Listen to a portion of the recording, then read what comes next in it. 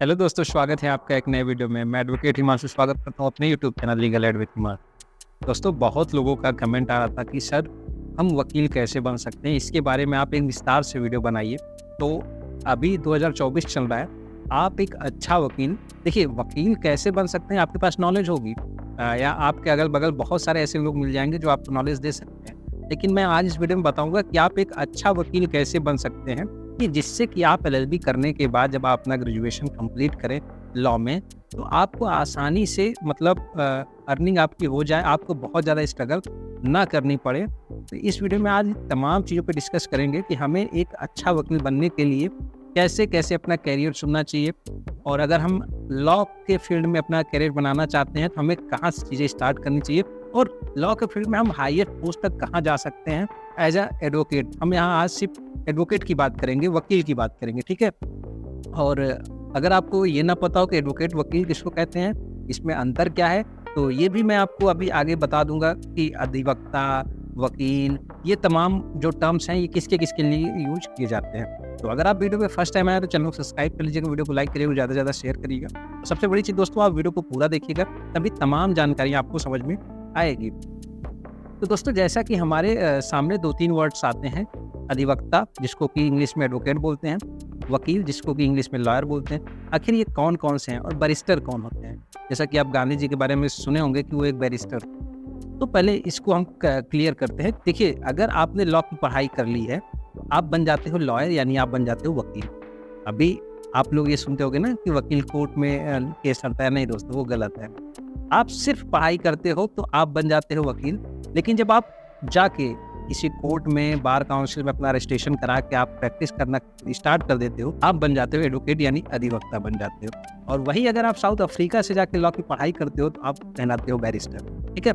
ये टर्म्स थी जो मुझे बताना था। अब हम अपने टॉपिक पे आते हैं कि हमें एक अच्छा वकील कैसे बनना है, और हम अगर लॉ के फील्ड में करियर बनाना चाहते हैं तो हम कैसे बना सकते हैं। दोस्तों, 12th के बाद आपको या तो बीए एलएलबी करना पड़ेगा, जो कि हमारा 5 साल का कोर्स होता है, या फिर आप एलएलबी कर लीजिए, जो कि आपके ग्रेजुएशन के बाद होता है। अब बहुत लोग बोलेंगे सर एलएलबी कहाँ से करें? देखिए, या तो आप सरकारी कॉलेज, गवर्नमेंट कॉलेज से आप एलएलबी करिए, या फिर एक अच्छे कॉलेज जो गवर्नमेंट के कॉलेज है उसके लिए एक हमारा जो है एग्ज़ाम होता है जिसको क्लैट का एग्ज़ाम बोलते हैं। आप उसको क्रैक करिए, आपको देश के नंबर 1 टॉप जो कॉलेजेस हैं उसमें आपको लॉ की पढ़ाई करने का मौका दिया जाता है। आप वहाँ नहीं क्रैक कर पाते हो तो कुछ यूनिवर्सिटी हैं जो सरकारी, जो अपना खुद का अपना एग्ज़ाम कंडक्ट कराती हैं, तो आप उससे भी दे के आप एलएलबी कर सकते हो। और सबसे लास्ट में आता है कि अगर आप यहाँ पे चीज़ें नहीं कर पा रहे हो तो आप प्राइवेट किसी कॉलेज से कहीं भी जाके जो कि सरकारी नहीं है, वहाँ से जाके आप अपना एलएलबी कंप्लीट कर सकते हो। डिग्री आपको सबको सेम मिलनी है, सबका वेटेज बराबर ही होना है।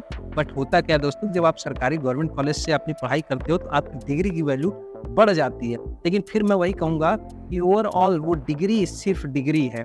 नॉलेज आप कहीं भी रह के कहीं भी गेन कर सकते हो।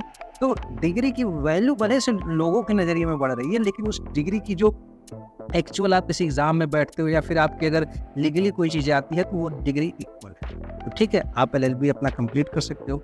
एलएलबी 3 साल का कोर्स है। आप उसको कंप्लीट करने के बाद जब आपके पास डिग्री आ जाएगी एलएलबी कंप्लीट करने के बाद, तो आप जिस भी स्टेट में रहते हो, मान लो आप यूपी में रह रहे हो या एमपी में रह रहे हो, कोई दिल्ली में रह रहा होगा, तो वहाँ का सबका अपना स्टेट का बार काउंसिल होता है। बार काउंसिल अब क्या होता है दोस्तों, अधिवक्ताओं के पंजीकरण के लिए ये तमाम जो अधिवक्ता स्टेट के तमाम लोगों का पंजीकरण अपने यहाँ ये करते हैं, उनके वेलफेयर की चीज़ें करते हैं, उनके हक की बात करते हैं, ठीक है। एक मतलब संस्था है वो, जो हमारे अधिवक्ता हैं उनके लिए, उनकी भलाई के लिए, उनको रेगुलेट करने के लिए।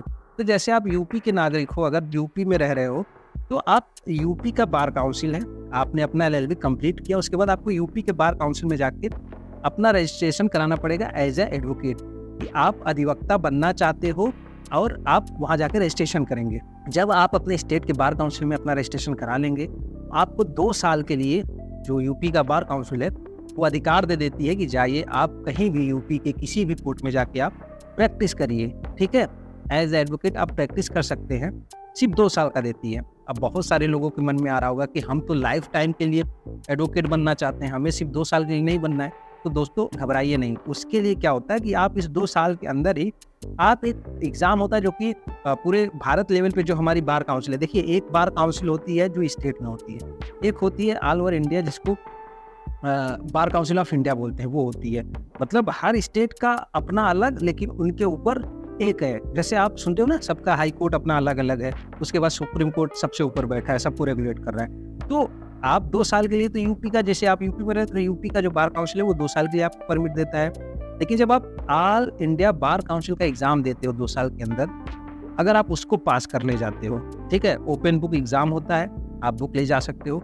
वहाँ जाके उस एग्ज़ाम में जो मिनिमम मार्क्स है 40% का, उसको आप पा लेते हो, तो आप वो एग्ज़ाम पास कर ले जाओगे। उसके बाद आप पूरे इंडिया में कहीं भी किसी भी कोर्ट में जाके आप प्रैक्टिस कर सकते हो, वो भी कभी, मतलब उसमें कोई एज बाउंडेशन नहीं है कि 2 साल के लिए, 3 साल के लिए, आप लाइफ टाइम तक, जब तक आपका मन है तब तक आप प्रैक्टिस कर सकते हो।